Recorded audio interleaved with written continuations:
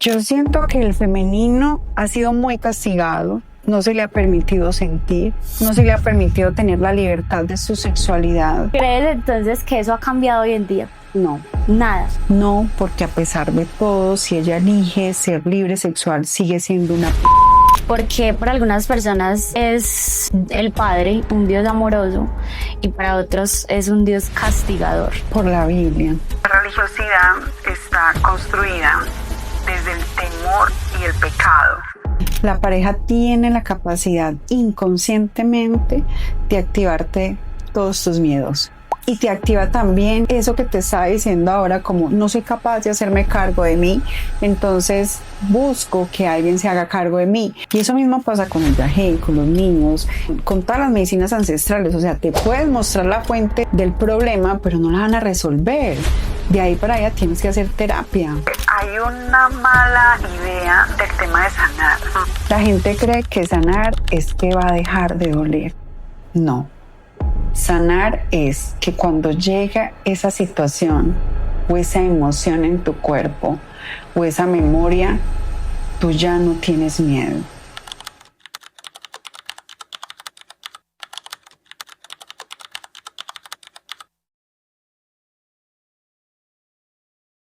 Buenas a todos, bienvenidos sean a Más allá de lo que no ves. Por acá tengo hoy una invitada súper especial. Estoy súper feliz de que esté por acá porque es una maestra, es mi terapeuta. Estamos haciendo un trabajo hermoso juntas y bueno, ella tiene muchísima información súper valiosa que yo encantada de que todos aquí la escuchemos. Vamos a hablar de todo un poco. Entonces, Francia, cuéntame quién eras antes de llegar a este mundo, que ya van a ver cuál es este mundo, y quién eres ahora.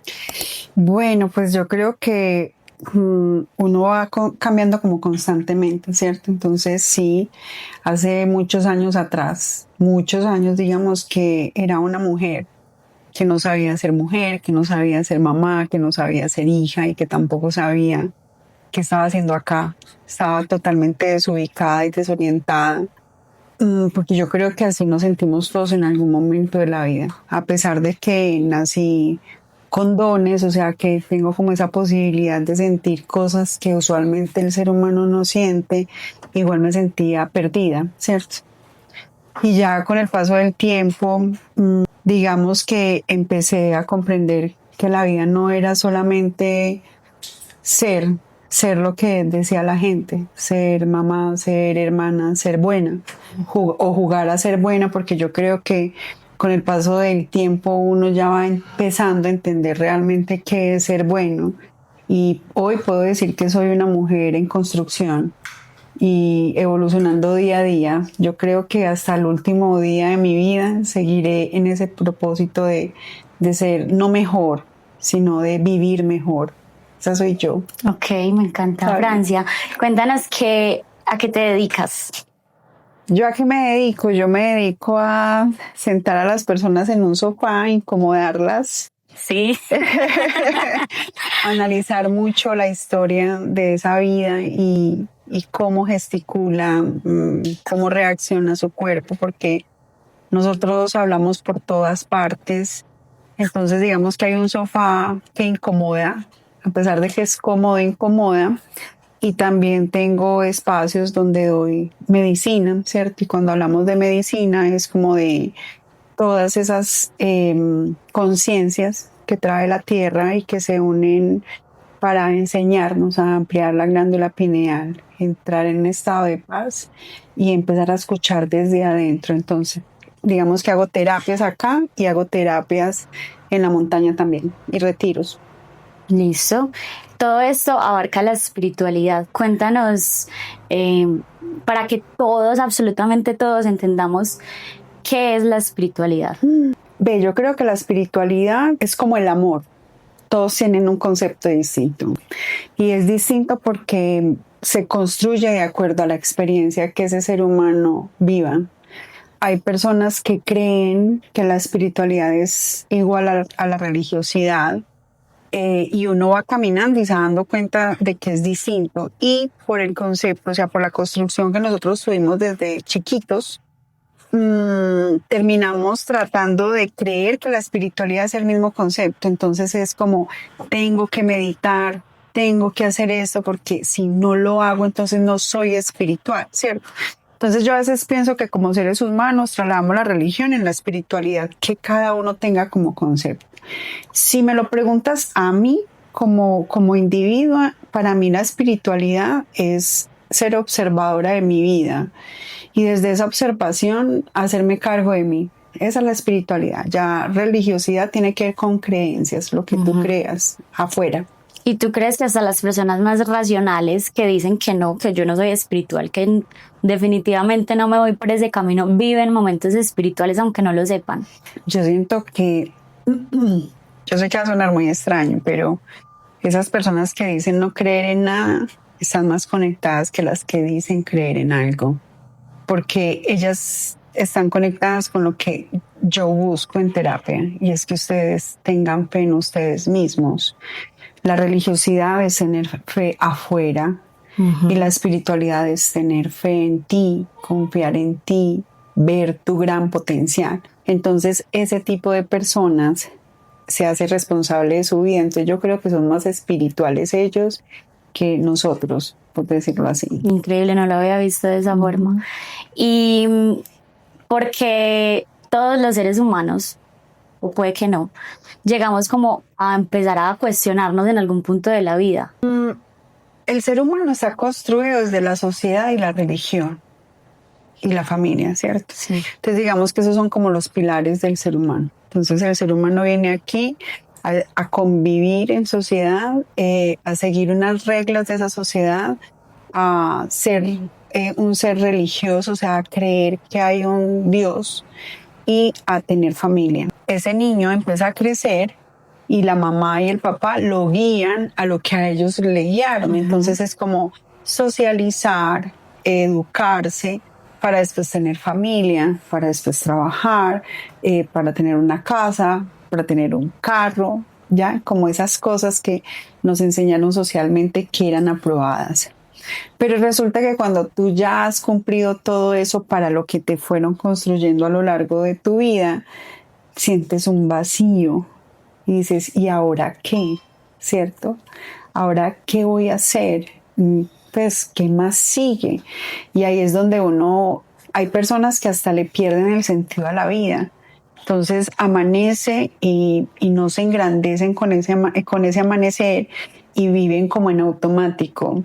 Llega un momento en que el cerebro dice, yo no fui construido para esto, tiene que haber algo más, ¿cierto? Entonces, en esa búsqueda del algo más es que termina no mirando hacia afuera, sino como integrándose y comprendiendo que todo lo que hay afuera que le dijeron que construyera está destruido. Porque todo es como una idea. Tú crees que tienes todo perfecto hasta que llega esa pregunta y te muestra que lo que tú creías no es. Y te sientas con tu pareja y ella no está cómoda con la relación, tu familia no está cómoda con la familia, tus amigas no están cómodas con la amistad. Hay algo que se rompió también. Y ahí es donde tú empiezas a cuestionar la vida y a tratar de ser mejor ser humano. ¿Y tú crees que en ese cuestionamiento de la vida todo siempre vuelve a la infancia? No necesariamente, porque uno a veces encuentra personas que fueron muy acogidos, muy amados, muy resguardados y la familia no generó ese dolor. Pero sí lo pudo haber generado una violación, sí lo pudo haber generado el maltrato de esa primera pareja, lo pudo haber generado un jefe, lo pudo haber generado un accidente. Entonces, a veces tratamos de ir allá, ¿cierto? Y creemos que está allá. Pero no necesariamente, porque, y más ahora, y lo digo ahora porque ya estamos dando con unos papás que quieren ser mucho más conscientes, que están tratando de hacerse cargo de ellos antes de dar a luz a un hijo. Entonces ya la gente va a decir, bueno, y entonces si ellos trataron de construir a ese niño, aquí qué pasó, ¿cierto? Entonces digamos que el plano emocional, las hormonas, porque somos una biología y una química, también hacen que tú reacciones distinto. Por eso uno a veces dice, pero a ver, vienen de un mismo papá, de un mismo mamá, con una construcción familiar muy bonita, y este ser es un ser de luz y este está chambuscado porque no sabe qué hacer con la vida, ¿ya? Entonces, ni siquiera se trata tampoco de la familia, y digamos que vamos a empezar ahora el 17 de enero, como la transición total de la era de Acuario, y el 20 de febrero ya ella empieza a caminar y dentro de ese camino es tú te tienes que hacer cargo de ti, ya no tienes que seguir mirando a tu papá ni a tu mamá. Entonces ahora, ¿cuál es la excusa? ¿Sí? Entonces también es empezar a enseñarle al ser humano que no siga señalando hacia afuera, porque también se volvió una excusa para no hacerse cargo de su vida. Y supongamos que las infancias, digamos, no fueron tan positivas. ¿Cómo el niño interior hoy en día toma decisiones por nosotros en la adultez? Ve, igual el niño interior, así no haya tenido un rayón de la infancia, camina contigo. Pues uno crece con él, se desarrolla con él y muere con él, ¿cierto? Él puede reaccionar de acuerdo a los miedos, los que se inculcaron, ¿ya? Hoy justamente estaba viendo como un estudio y decían que comprobado científicamente un niño cuando nace solamente se preocupa por el alimento, y uno de los miedos que solamente experimenta 2 miedos, y entre esos es el miedo a la altura, no más. No más hay 2 miedos, a no sobrevivir y a la altura, es comprobado científicamente. Entonces uno dice, ¿y los otros? El entorno, totalmente el entorno.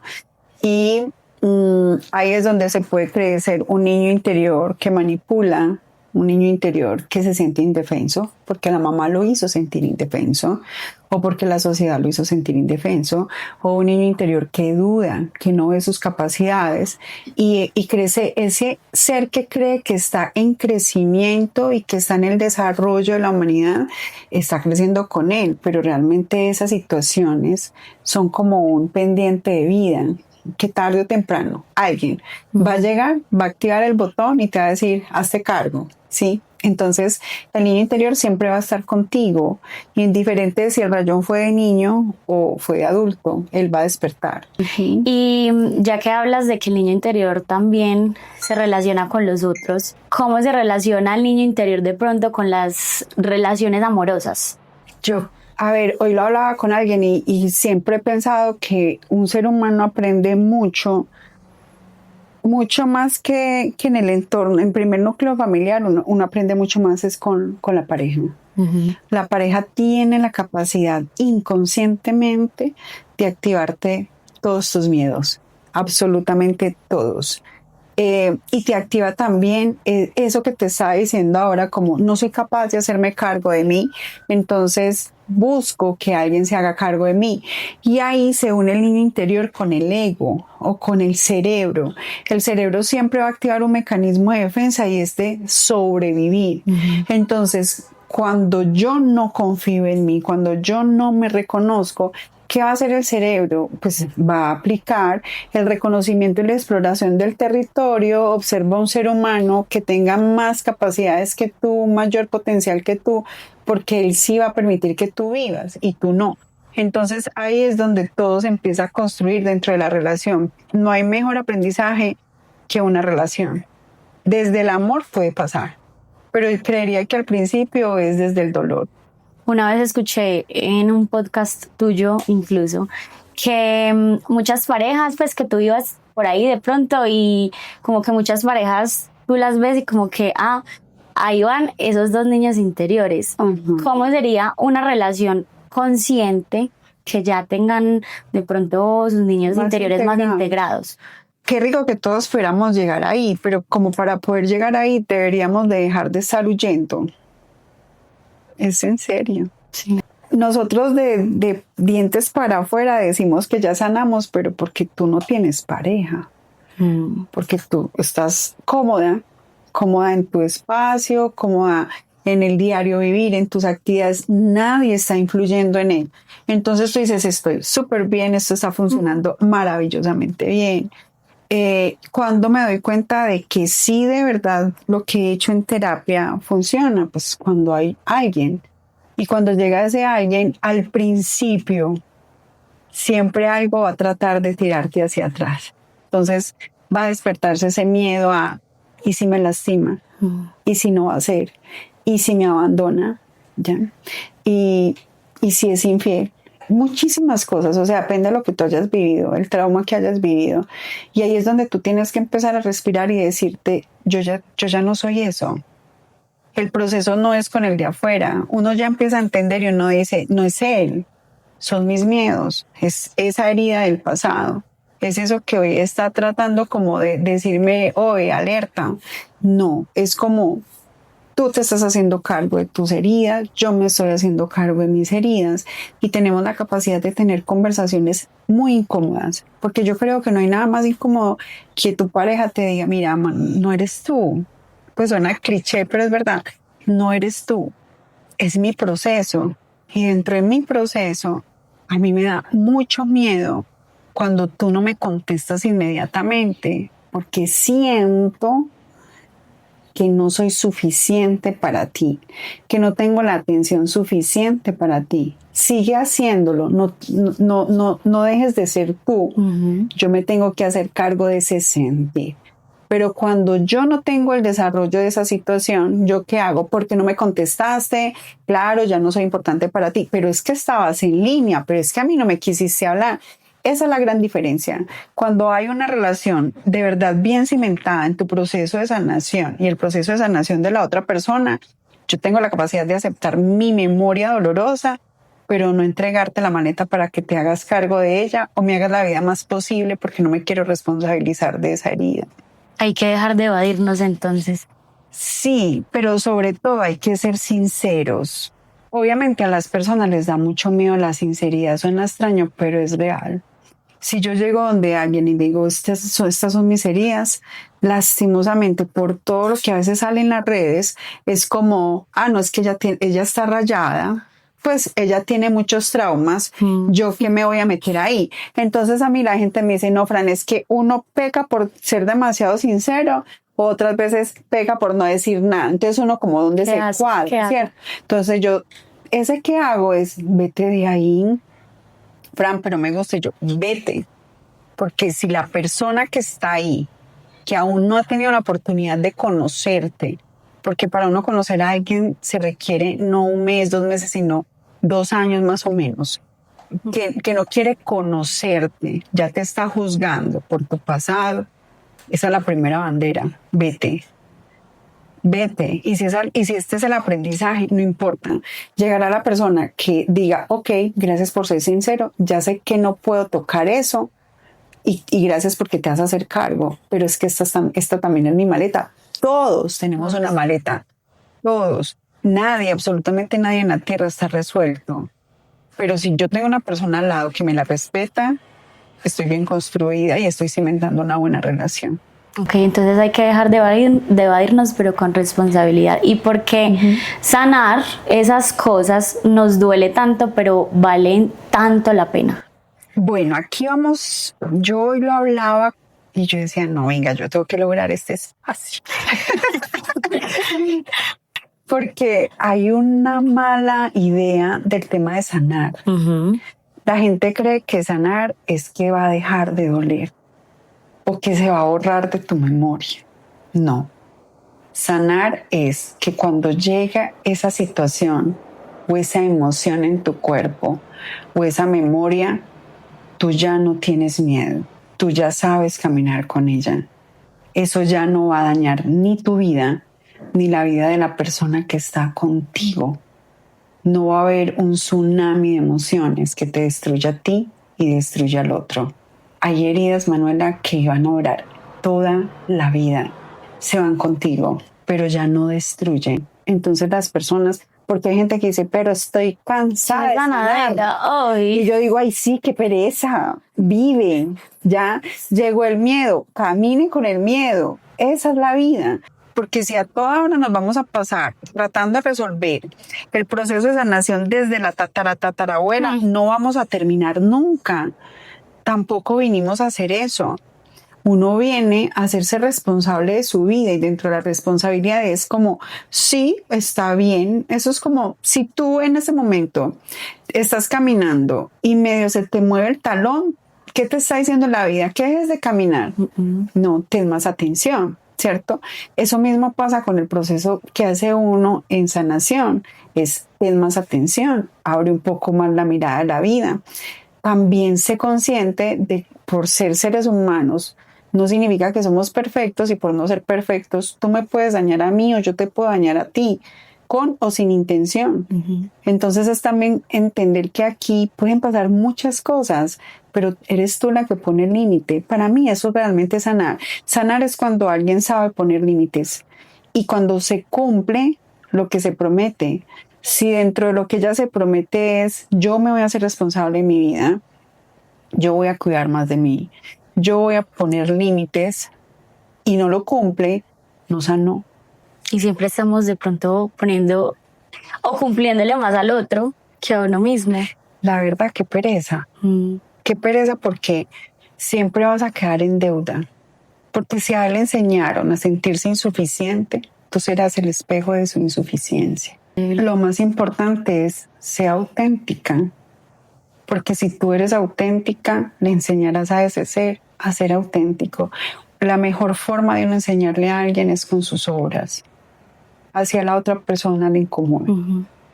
Bueno, cambiando un poco de tema. Espiritualidad y religión, ¿qué diferencias hay? Por lo menos, ¿para qué baje la pregunta? Espiritualidad y religión. La religión es seguir unas normas creadas por algo que se llama iglesia o comunidad, ¿cierto? Porque para unos son la iglesia, para otros es una comunidad. Y estas reglas nacieron desde un libro que se llama la Biblia, ¿cierto? Sí.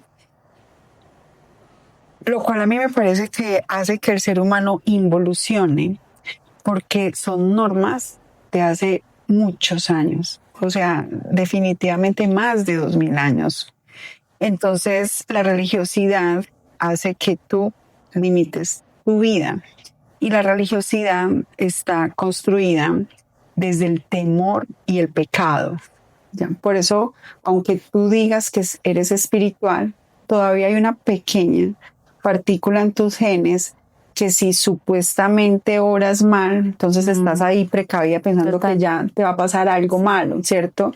Porque eso está hasta en tu genética, porque eso viene heredado de tus ancestros. Entonces eso es religiosidad. Espiritualidad era lo que yo te decía ahora, hacerte cargo de tu vida y hacer milagros, o sea, no responsabilizar a nadie, sino hacerlos desde ti, tener fe en ti, confianza en ti, sacar el potencial creativo que tienes, que esa idea, a pesar de que tengas miedo, a pesar de que tengas duda, la pongas a rodar y dejes que ella, además de ser semilla, florezca, no solamente para ti, sino para quien te está viendo. Por ejemplo, tú sin darte cuenta eres un canal. No por lo que estás haciendo en un podcast, sino porque estás moviendo los corazones de las personas y no sabes qué tanto estás influenciando en ella. Entonces, cuando lo haces desde la conciencia, esa parte espiritual tuya se siembra como semilla en ese otro ser que se motiva también a encontrar su propio camino. Eso incluso fue como una de las razones por las que yo dije, este espacio tiene que salir. Y aún con miedo, aquí estamos. Ah, sí, pero te puedo asegurar que ya después lo sientas. O sea, le ponemos con la sillita y él también se relaja en la conversación, porque es un servicio. Entonces, cuando uno está haciendo esto para que otras personas que de pronto no puedan acceder por cualquier tema o porque tengan dudas, pueda resonar en su corazón y puedan empezar a motivarse, a generar un estímulo distinto al de el pecado, la justicia y el miedo, y busquen el amor dentro de su interior. Ok, y hablando de esa religiosidad, ¿qué cosas positivas nos ha traído a nivel espiritual? todas. Si a nosotros no nos hubieran enseñado el pecado, no nos hubiéramos cansado y hubiéramos buscado otra cosa, otra forma de conectar, ¿ya? Si no le hubieran generado al ser humano la idea de que explorar su cuerpo era malo, nunca hubieran buscado cómo explorarlo. Ujú. ¿Sí? Si la iglesia como comunidad no hubiera entendido que seguir entregando el mensaje del Maestro Jesús y de la divinidad desde el sacrificio y el pánico, si ellos no hubieran renunciado como a ese sacrificio, a ese pánico y a esa construcción de un padre muy patriarcal, posiblemente ellos también hubieran dejado de existir. Entonces ellos también tuvieron que evolucionar y comprendieron que debían de empezar a dar un mensaje más desde el amor. Dentro de la religiosidad está pasando algo que me pareció muy chévere y no sé si te diste cuenta, y es que ya en el mundo católico hay un DJ que buscó la forma, un padre se volvió Lo DJ. vi, súper viral, sí. Exacto, se volvió DJ y esa es la forma de atraer a una comunidad nueva que está buscando un despertar distinto. Entonces, mira que todo a la larga termina evolucionando. Y tampoco estamos aquí como para decir, es que porque me duele mucho eso, como, es que entonces como tú eres espiritual no puedes entrar en mí, o si tú eres religioso no puedes entrar en mí, pero ¿por qué?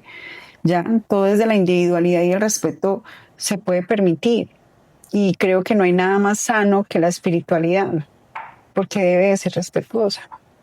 Y cómo desde la religión, Fran, han instalado el miedo, la obediencia, la culpa. Eso empezó en Roma. Constantino la sembró.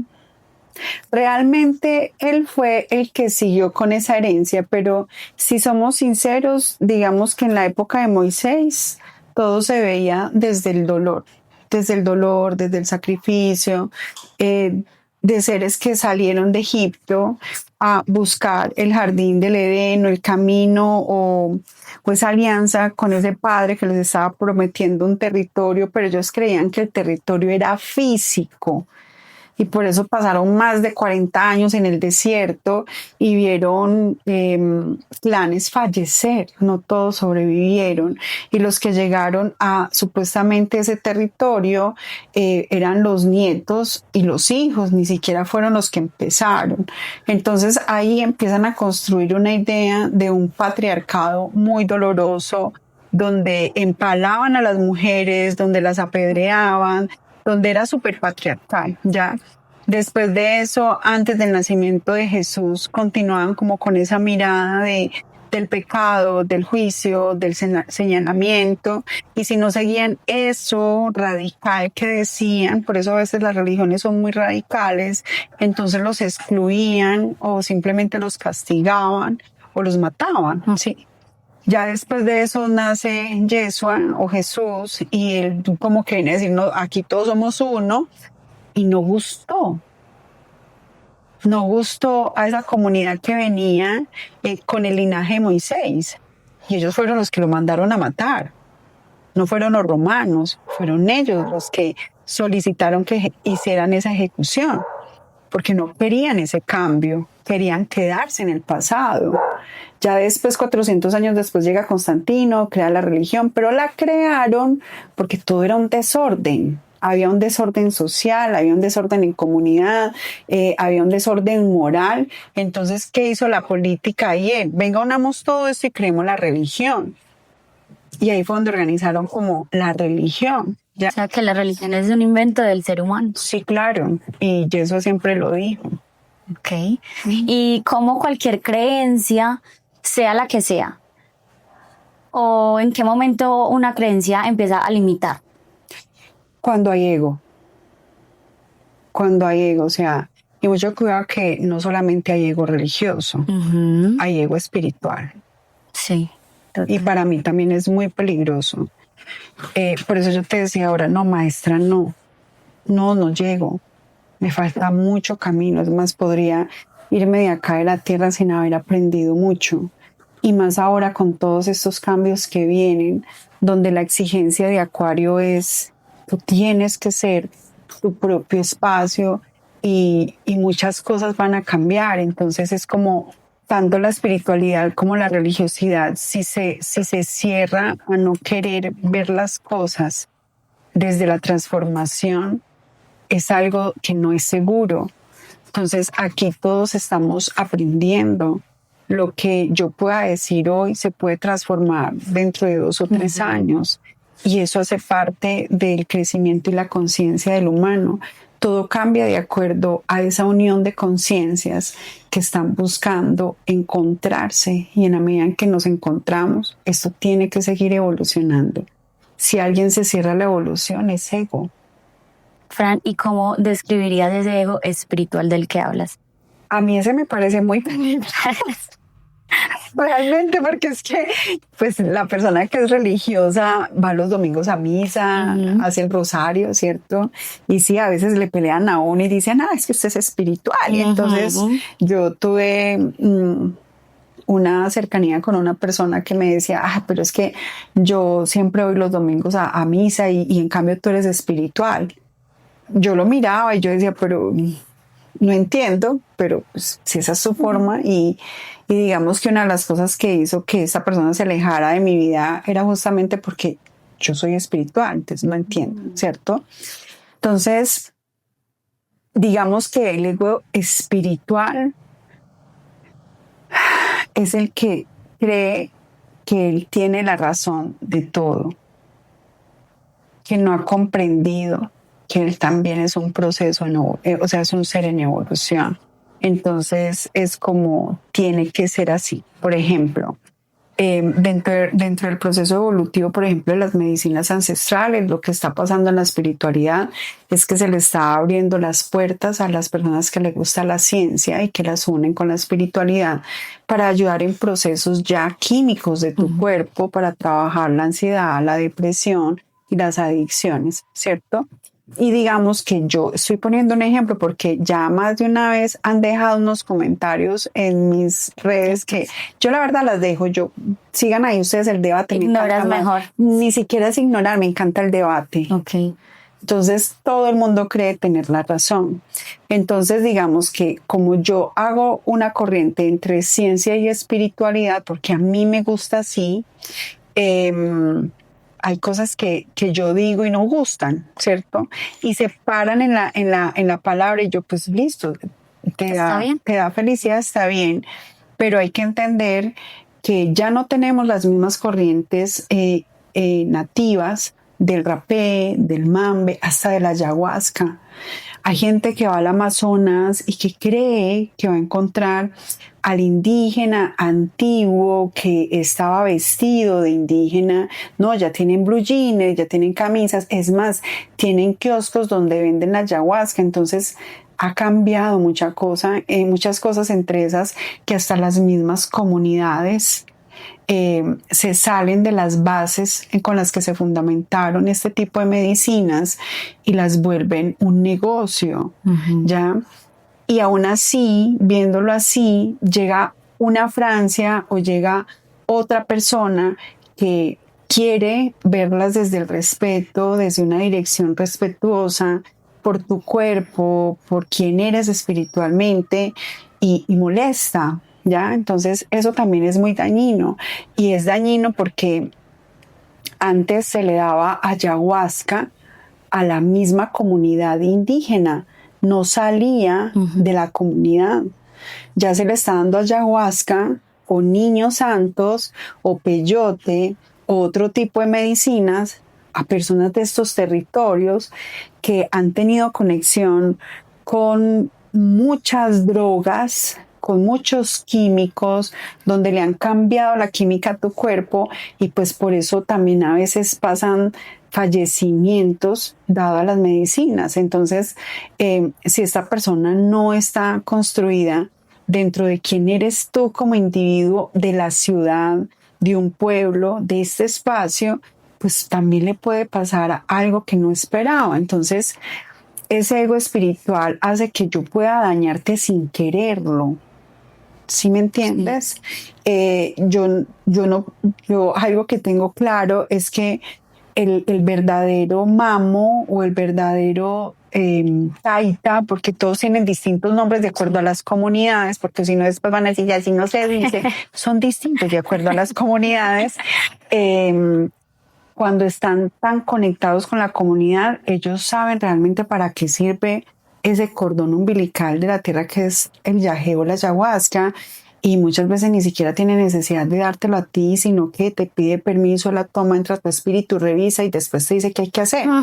Pero porque él es consciente y sabe que pronto tu cuerpo y la forma en cómo construyeron tu identidad no tiene la capacidad de sostener la ayahuasca. Pero obviamente eso se está perdiendo también. Entonces es como ser un poquito más conscientes, porque a veces la gente dice, tengo que ir allá, si yo no voy allá, entonces no pasa. Claro, puedes ir al Putumayo, puedes ir a Brasil, puedes ir a Ecuador, puedes ir a Perú, puedes ir al Amazonas colombiano, pero que sean personas realmente, pero realmente conscientes y no tan contaminados de nosotros, o sea, de estos seres de aquí, como ellos dicen, de los hermanos menores. Fran, ya que nombras las medicinas ancestrales, ¿de qué forma ayudan en los procesos del ser humano y por qué suceden como esos fallecimientos que nombraste? ¿Y estas medicinas de pronto están comprobadas científicamente? Sí, ¿O claro. tienen respaldo? Se le han hecho muchos estudios al yagé o a la ayahuasca y muestran qué activan en el cerebro, ¿ya? Los psicodélicos también están ya muy estudiados y muestran realmente que sí, efectivamente llegan al inconsciente y hacen algo que se llama neuroplasticidad, o sea, empiezan a regenerar tus neuronas. Es más, el último estudio que dieron es que encontraron un factor muy bonito, y es que evita el envejecimiento prematuro del ser. No es es el interno, sí. O sea, las células, los órganos, porque si no se van a ir por allá al bosque a buscar hongos a ver para que no se envejezcan afuera. No. Sí hay muchas cosas que avalan que sí pasa algo químicamente en tu cuerpo, ¿cierto? Pero ¿qué es lo que pasa?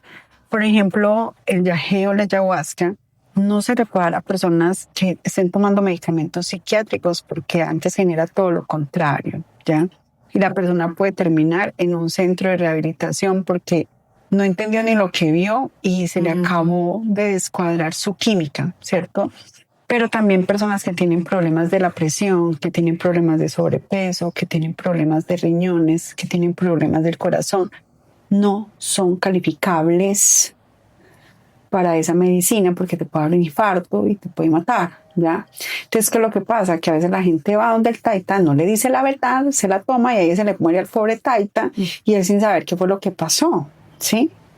O hay personas que no se cuidan, no hacen la dieta y pues como eso es absorbido por tus órganos, puede generar una química distinta y pues también puedes fallecer. Entonces, por eso te decía ahora, es muy diferente ellos darles ayahuasca a su propia comunidad que nosotros, que podríamos ser un encarte, porque además de eso somos mentirosos y los manipulamos porque queremos tener la experiencia y después venir acá a la ciudad y decir, tuve una experiencia maravillosa y lo volvemos, no es de verdad, sí, o sea, verdad. Que yo digo, pero a ver, ¿dónde está la responsabilidad? Lo mismo pasa con la psilocibina, lo mismo pasa con el peyote, no todo el mundo es aplicable, es más, hay personas que son alérgicas a los hongos, entonces si tú eres alérgica a un champiñón, menos podrías tomar medicina de psilocibina, ¿ya? Y esos son conceptos que a veces la gente no comprende. Hay que hacer un estudio, o sea, hay que mirar si tú estás bien y si tú realmente eres apta para recibirla. Lo menos, o sea, lo que no te genera algo así es, por ejemplo, el rapé, el mambe y el ambín, que son medicinas que generan silencio en el cerebro para que tú puedas estar en el presente. O la hoja de coco, pues de coca, que hace parte del mambe, que tú te tomas un té de coca y de una tendraiza como que te quita el estado de ansiedad. Pero entonces esa es la solución. No, venga, yo te estoy quitando en el momento el estado de ansiedad. Ve y trabaja qué es lo que te está reventando esa ansiedad. Y eso mismo pasa con el yagé, con los niños, con todas las medicinas ancestrales. O sea, te puedes mostrar la fuente del problema, pero no la van a resolver. De ahí para allá tienes que hacer terapia. Sí, y estas medicinas son muy juzgadas. Entonces la gente dice, no, es que esto no es de Dios, esto yo no sé qué. ¿Quién es Dios el Padre y qué papel juega en la espiritualidad y con estas medicinas? Me estás uniendo la divinidad con las medicinas Sí. ancestrales. Bueno, está bien. Si lo vemos desde los indígenas, es la Pachamama. La Pachamama es la que nos da el alimento al espíritu para que podamos tener visión de qué estamos haciendo acá y por qué nosotros como seres humanos debemos de ser responsables con esta casa tan bonita que ellos llaman Pachamama y que en la espiritualidad llamamos Gaia. Si lo vemos desde la parte divina de la creación, para mí todo, porque es más, hay corrientes católicas que han vuelto demoníaca a la penca sábila, a la ruda, ¿ya? Que eso es de brujería, que eso es malo. Y yo decía, yo no puedo creer hasta dónde hemos llegado. Yo no, entonces hubo una divinidad que hizo las flores y hubo un demonio que hizo la penca sábila y la ruda. ¿Sí comprendes? Sí. Entonces, esa divinidad, todo lo que puso acá fue para el servicio de quien lo iba a vivir. Entonces, no creo que sea demoníaco.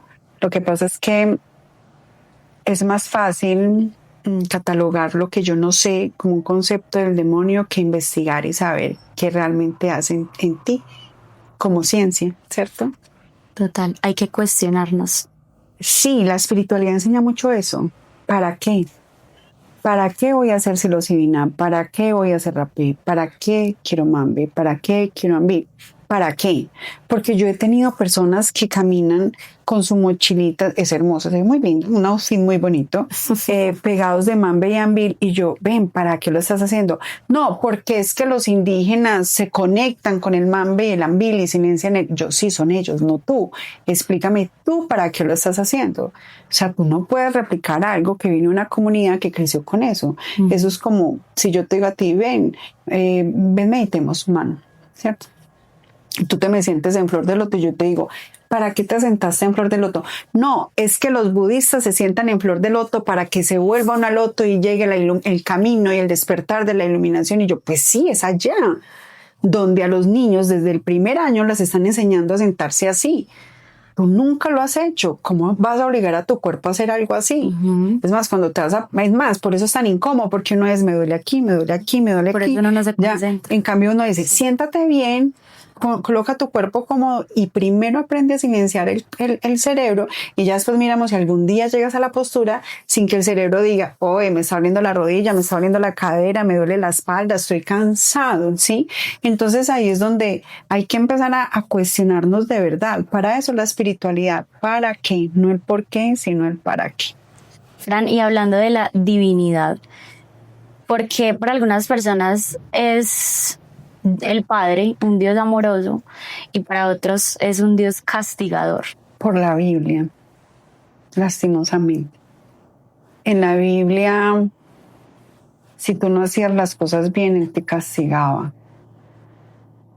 Si tú no seguías ciertas normas, pecabas. Si tú lo cuestionabas, también. Y para poder llegar a Él tenías que cruzar muchas montañas y posiblemente tampoco llegabas. Por ejemplo, una cosa que me pareció demasiadamente absurda es que ese pobre Moisés, más de 40 años, había metido en un desierto, ¿ya? Y no pudo entrar. Solamente vio en la lejanía donde se iba a construir el territorio del Padre. Yo soy como, ¿es en serio? ¿Tiene que ser así? Yo no creo. Entonces la Biblia o la palabra de Dios. La Biblia. Son como... Son dos son cosas diferentes, distintas, sí. Uh-huh. Son las únicas guías que el ser humano puede tener. El libro más popular y más vendido a lo largo de la humanidad ha sido la Biblia. Uh-huh. Y el que ha perdurado a lo largo del tiempo. fue la Biblia, no fue el Padre realmente. Y la Biblia está escrita por hombres, no por él. Así muchos se me paren en las pestañas y me diga que la escribió, no, fue el hombre. Y es posible, Fran, seguir creyendo en ese padre. El padre, pues ya sabemos que no fue él el que escribió la Biblia. Es posible creer en ese padre y seguir expandiendo esa conciencia. Yo creo que lo más importante es que tú puedas experimentarlo a él en ti, ¿ya? Porque cuando tú ya lo experimentas, tú ya sí puedes decir, porque para ti es un ser dador de amor. Y eso le va enseñando a las otras personas de pronto a querer hacer su propia exploración sobre la relación que pueda tener con él. Por eso es que para muchas personas dicen, es que a mí me cuesta mucho orar. Y yo como que le digo, a mí me cuesta mucho hacer esto. Pero eso sí, todo ser humano en el chip tiene el pedir. Pida, pida, pida. Y yo le digo, no, venga, converse con él, hágalo amigo. Eso es distinto, funciona diferente, ¿cierto? Entonces, si tú puedes lograr experimentar una conexión con la divinidad sintiendo amor y gratitud, tu voz puede enseñarle a otros que sí es posible. ¿Y qué pasa, Fran, cuando delegamos ese poder, conversar con la divinidad? Lo delegamos a externos. ¿Cómo así? Religiones, hablemos de religiones, porque no todos creemos que tenemos el poder de conversar con él, ¿sí?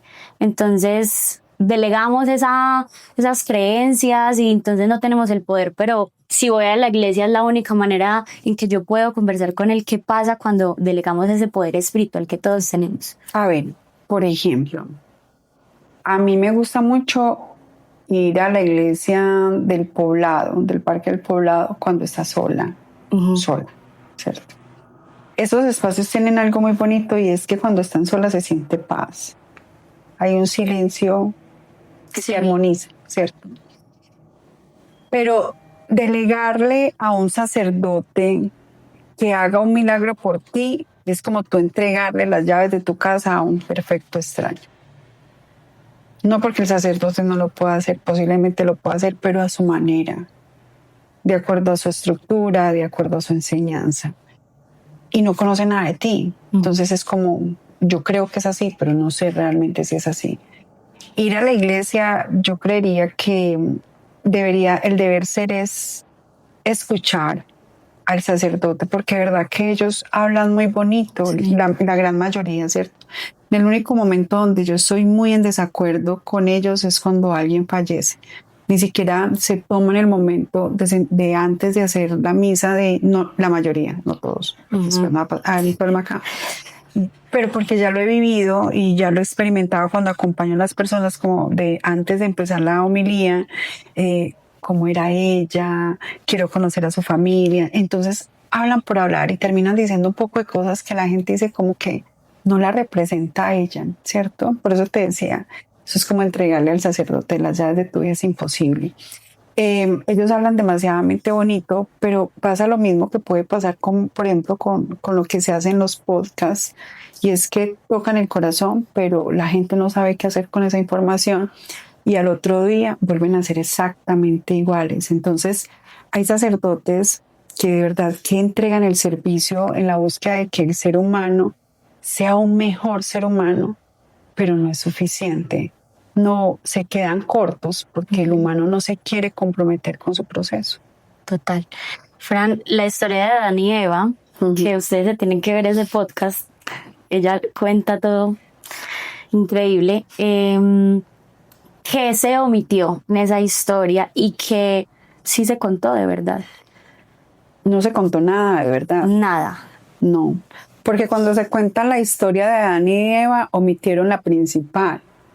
La primera mujer que acompañó a Adán, que fue Lilith. Entonces esa mujer se omite. Entonces ahí empezamos mal, ¿ya?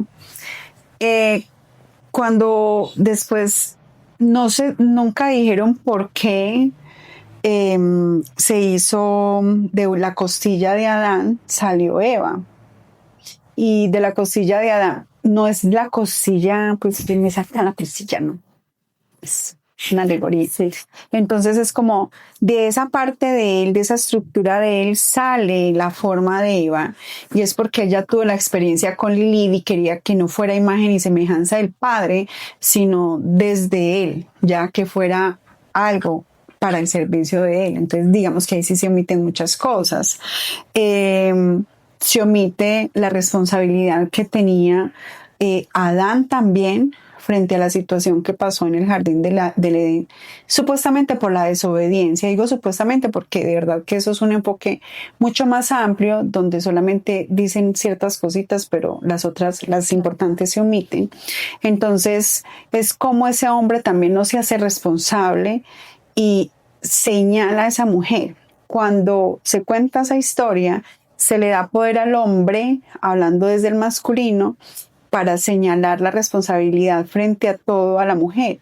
Y si lo observamos en este momento, tú tienes más capacidad de perdonar a un papá no presente que a la mamá que sí estuvo presente, a pesar de todo estuvo presente, eligió no abandonarte, eligió quedarse contigo, pero no fue suficiente para ti. Y cómo se ha sometido esa mujer desde los inicios. Total, por eso te digo, o sea, desde el momento en que le dieron el poder o cambiaron en la Biblia la información donde ¿de quién fue la culpa? Entonces Adán coge y dice, de ella. Y ella dice supuestamente, pero no fue así, de la serpiente. Listo. Entonces es como, igual todo era femenino, no era masculino, todo era femenino. Entonces todo es por culpa de Eva. Todo. ¿Ya? Y Eva es el femenino, o sea, Eva es la madre. Es más, culparon a la primera madre de toda la creación humana. Ella tuvo que cargar con toda esa responsabilidad. ¿Y ahora qué pasa con la mujer? Aún sigue cargando con toda la responsabilidad. Malo porque sí, malo porque no, pero no es suficiente. Entonces, ¿qué impacto tiene eso hoy en día con ese femenino? Yo siento que el femenino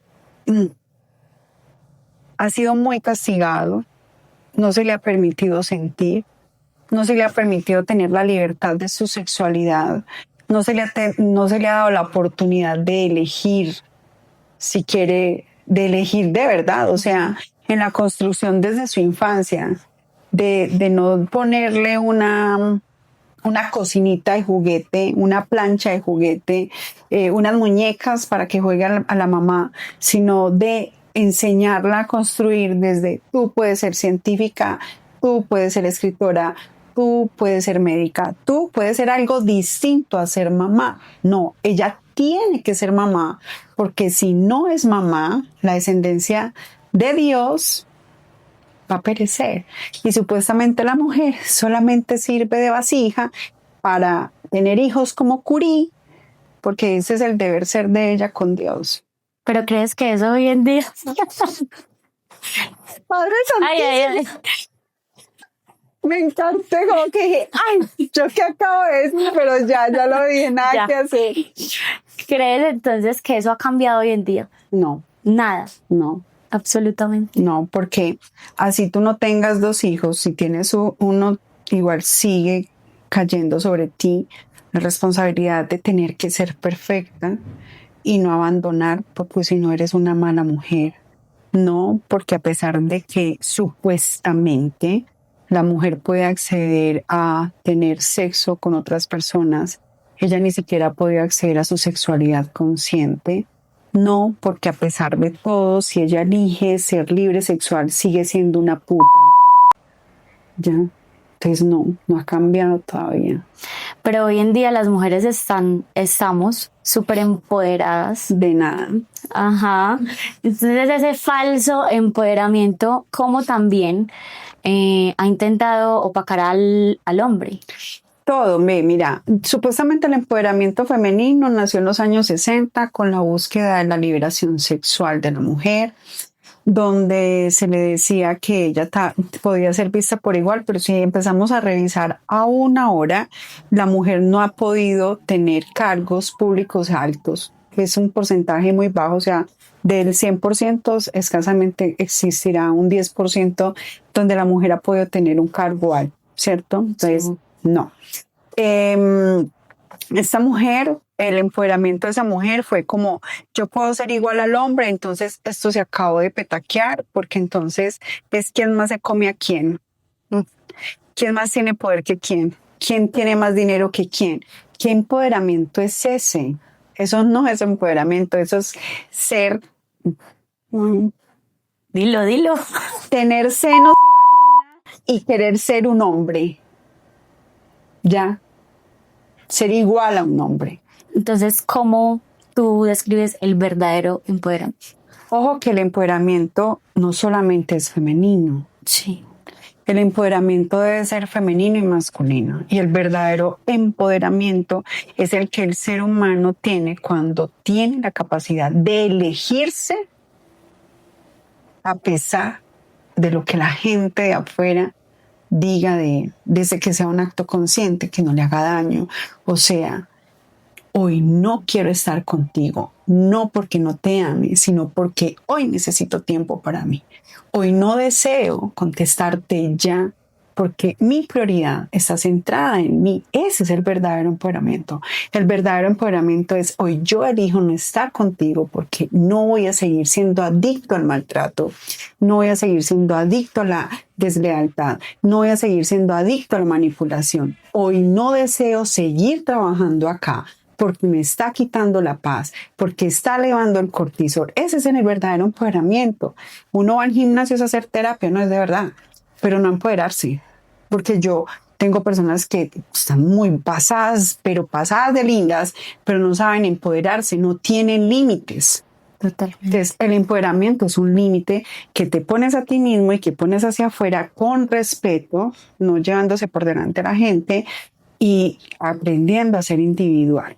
Retomando ese falso empoderamiento que hoy en día le estamos pidiendo las mujeres a los hombres, que parece irreal.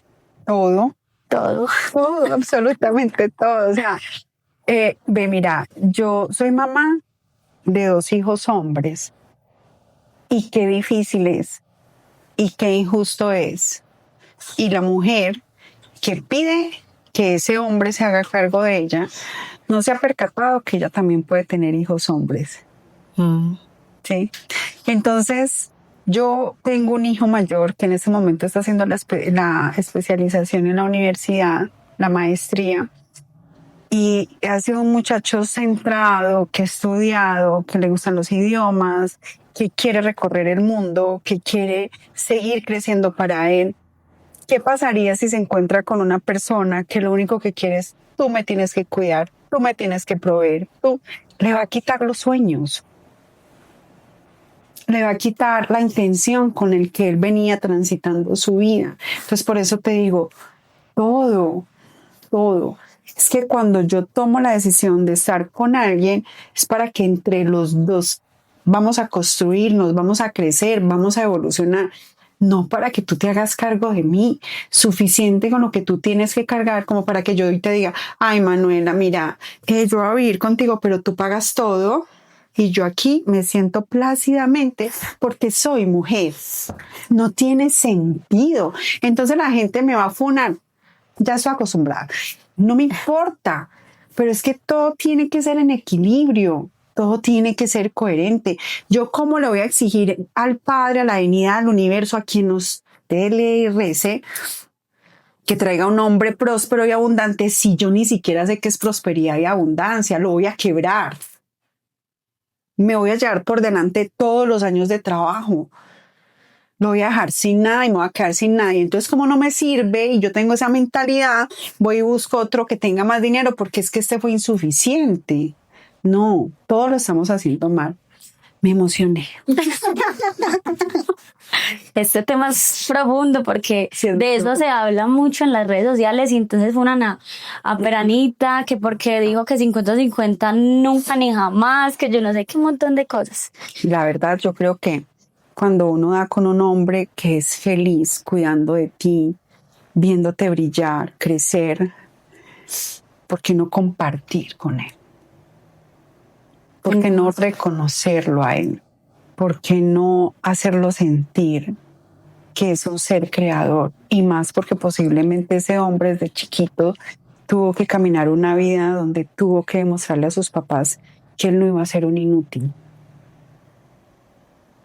Total. Bueno, cambiemos el tema ya. Es muy extenso, es muy extenso. Y hablemos ya como de lo último de la espiritualidad. Fran, cuéntanos, ¿qué son los guías espirituales y si todos tenemos guías espirituales? Uh-huh. Yo creo que los guías espirituales son seres que en otro momento de otras vidas también caminaron contigo o tú trabajaste con ellos o te enseñaron. Y de nuevo acuerdan estar acá contigo para que nunca olvides tu grandeza. Indiferente de si es la Madre María, si es un arcángel, si es un maestro sentido, si es Jesús, si es la Pachamama, que es un ser espiritual muy grande, si son los elementales de la tierra, ellos son conciencias superiores que tienen más historia vivida y que aquí están para el servicio tuyo, para que tú vuelvas a recordar la tuya. Es decir, que ellos se manifiestan en la vida diaria y cómo lo hacen. Por ejemplo, Gaia tiene muchas formas de hablar, o la Pachamama, y una es con el cielo. Yo siempre soy muy observadora del cielo todos los días, y gracias a él yo sé cuándo va a temblar y en dónde va a temblar. Los vientos vienen de lugares distintos, unos vienen del norte, otros vienen del sur, otros vienen del oriente, otros vienen del occidente y traen una información diferente y eso lo sabían nuestros ancestros y gracias a esa percepción del viento ellos sabían si se iban a guerra, si no se iban a guerra, si iban a estar bien cuidados o no. Ya lo mismo pasa con las aguas, entonces acá hay mucha conciencia, pero estamos desconectados y muchas veces tú puedes pasar por un gran árbol que te da abrigo y no te percatas de ello porque crees que tienes tu vida vuelta a un nudo. ¿Y cómo diferencia uno, Fran, esa guía real de esos seres a una voz mental de pronto? Depende, porque tú también eres tu propio guía. Dentro de ti hay un maestro superior. Y eso se reconoce mucho. El maestro superior es súper inspirado, ama a todo el mundo, no tiene cargas emocionales, ve las cosas demasiado simples. Dice, ¿usted para qué va a pelear con el culifuncido? ¿Qué necesidad tiene si usted más tarde lo va a abrazar? ¿No es verdad? Sí. Total. Sí, pero después viene y le digo, ¿cómo se le ocurre? Si la miró feo, le tiró la puerta. Vea, hace 20 minutos se fue y no ha vuelto. No le importa. Esa es la gran diferencia. ¿Ya? El ego a veces te pone a dudar mucho de las personas y de ti. Obvio. Si es maltrato emocional, psicológico y físico, huya, pues ahí sí no se quede, ¿cierto? Fran, ¿y qué son los dones espirituales? Todos los tenemos, se despiertan, no se despiertan. Eso es bien aguardiente. ¿Qué son estas preguntas? Yo les dije. Manuela siendo Manuela. Dones hay muchos. Dones de verdad que la gente quisiera sentir la conciencia de la tierra, el universo y el ser humano es una carga muy grande, Manuela. Justamente hoy es mi último día pues de este año, pues de trabajar supuestamente. Y yo se lo decía a una amiga mía, yo le decía, me siento súper agotada, porque este año fue muy duro, fue muy agotador. Entonces es sentir como el peso de todo, de la tierra, del universo, de la humanidad, mi propio peso, el de mi familia. Entonces digamos que tener dones así, a diferencia de lo que la gente quiere volver como Walt Disney, no es real. Pesa mucho, duele mucho, cansa mucho. Y también aprender a tolerar a las personas que están cercanas a ti y que ellas de forma inconsciente solamente ven un canal, también es difícil porque como tú eres humana también te sientes utilizada, entonces eso tampoco se siente muy bien. Entonces ese tipo de dones pues, a veces no es tan chévere, no es tan chévere que una persona siempre esté pasando por territorios y vea gente fallecida pidiendo ayuda, eso es una carga. Entonces hay dones así, donde uno tiene todos sus sentidos, no solamente los 5, sino todos los que tenemos totalmente abiertos, somos muy hipersensibles y no solamente estamos conectados con este mundo, sino con el mundo espiritual. En cambio está el de la escritura, el de la poesía, el del arte, los que construyen edificios, los químicos, los científicos, los médicos también. Esos son otros dones que el Padre da, pero que no tienen tanto peso, ¿sí? Los espirituales sí tienen mucho peso. Por ejemplo, en la Iglesia Católica se han visto monjas y sacerdotes que tienen los dones del Maestro Jesús y padecen algo que se llaman estigmas y que sangran en la coronilla, sangran acá, que si llegan al de la costilla pueden fallecer y sienten los dolores y han canalizado los dolores del Maestro Jesús. Nostradamus todo lo veía desde los sueños y eso para él fue una carga muy grande. Entonces, a veces de verdad que yo siempre les digo a las personas, no te pongas a anhelar lo que uno sabe que a veces no es tan bueno. Ok, increíble, no lo había visto desde ese punto. Ojalá pregunta. ¿Qué realmente es ser bruja? ¿Desde cuál punto de vista? Desde tu punto de vista. Sí, porque por ejemplo, para el humano, bruja es un ser que daña. Brujas somos todas las mujeres y hay brujos también. Hay mujeres que tienen el don o la capacidad de sanar desde una aromática hasta un ungüento, que tienen mucha conexión con los elementales de la tierra y que son demasiado intuitivas en este territorio terrestre. Y eso mismo pasa con los hombres. Hay hombres que son demasiado sensitivos y que con solo abrazarte te sanan. Eso es ser brujo. Brujo es sanar.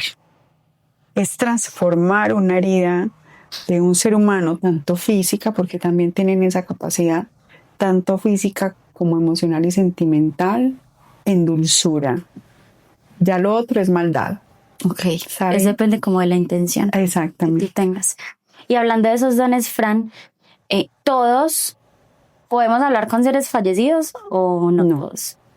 Eso es un don. Eso es un... Ok. ¿Y cómo se puede probar, entre comillas, probar, que un don existe y que no está en tu imaginación? Cuando haces el milagro. Entonces el milagro. Es de verdad. ¿Y qué cambia, Fran, cuando una persona aprende a sostener sus dones de manera responsable? Todo. La vida se vuelve mágica, amas la tierra, amas a la humanidad. No mentiras, eso no es falso, eso es falso. No se llega a la totalidad. No soy capaz de decir mentiras. Mira, cuando uno ya sabe convivir con los dones, todo es magia. Hasta lo más difícil se vuelve mágico. Sabes que eso que está pasando en tu vida, porque la gente cree que quien tiene dones no, mejor dicho, está levitando en la fe. No, eso es falso. Entonces uno pasa por un proceso, aunque molesta, uno dice, esto me está llevando a algo superior. Entonces ya no hay tanto sufrimiento, ¿cierto? Vas a un bosque y cambia el ambiente, el aire te saluda, el sol te ilumina, los árboles se mueven, o como pasó con Tinto ahora, que él lo reconoce a uno y solamente quiere mimes porque reconoce la energía de uno, ¿cierto? Entonces, todo es súper mágico. Pasan cosas mágicas, entonces yo a veces salgo con mis amigas o con un amigo que quiero mucho, él se llama Jaime, y él me dice que uno sale con Francia y todo sale bien. Y yo sí, porque yo tengo un papá que me ama infinitamente y no me alcahuetea más porque no puede. Entonces, que no se va a dar y yo a que sí, vea, vamos. Y yo desde que voy en el carro, yo voy empezando a trabajar con Boco amorosamente a los maestros. Entonces, eso es súper chévere. Pero deja de ser chévere cuando tú sientes que alguien que amas va a fallecer y no puedes hacer absolutamente nada por cambiarlo. Entonces, hay cosas muy mágicas, hay otras que definitivamente no puedes controlar.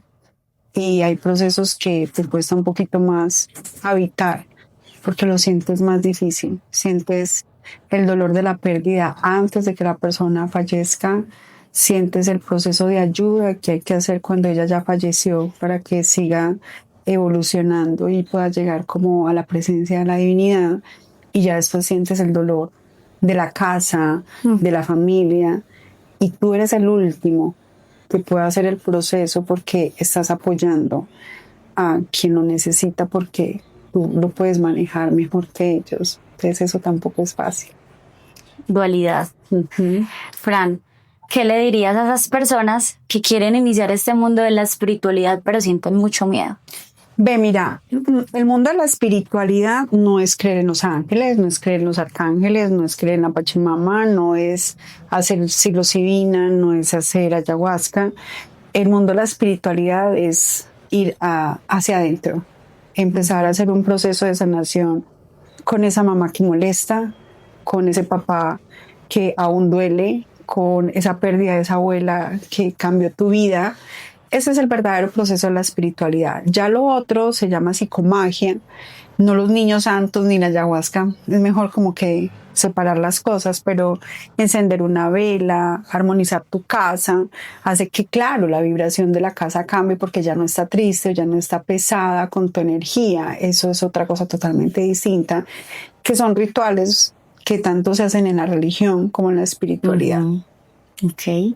Entonces, invitadísimos todos a ir dentro. Fran, gracias por toda esta información tan valiosa. ¿Cómo te pueden encontrar? Me pueden encontrar por By Francia Milena Higinio. Y no, muchas gracias por el espacio. ¿Y tu podcast? Y mi podcast se llama Francia Milena Higinio. Ok, en entonces, YouTube. Invitados todos, gracias, mil gracias y espero que les haya gustado. Hasta luego. Chao.